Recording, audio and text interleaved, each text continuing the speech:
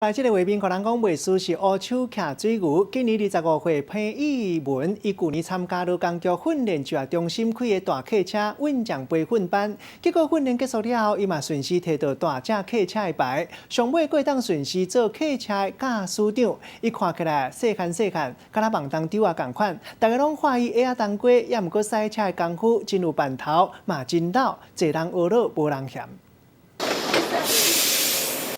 开车门挂手落啊，行到车尾做检查，所有的细节拢袂当凊彩。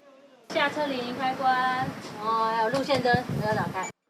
脚踏油门，手抓handle路，看起来真有班。伊叫做潘义文，目前是高雄一间客运的驾驶长，伊才25岁尔，嘛是站内上少年的驾驶。因为我家人本身也是做运输业、油罐车业，所以我本身就有兴趣。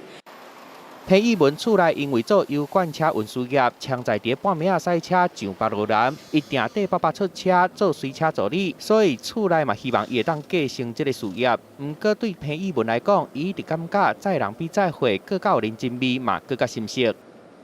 听他说一句话，他说运输业很辛苦，对，但是可以让生活过得很舒服。因为刚好看到那个劳工局有开职训课程，对，然后我就想那去报名看看。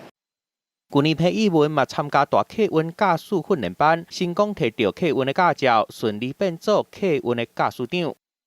其实大家都知道，开公车的司机其实蛮杀的。那其实这个女生的驾驶来开，好像很稳，不会就比较柔啊。平常她表现也蛮好，所以说站上一直很鼓励她。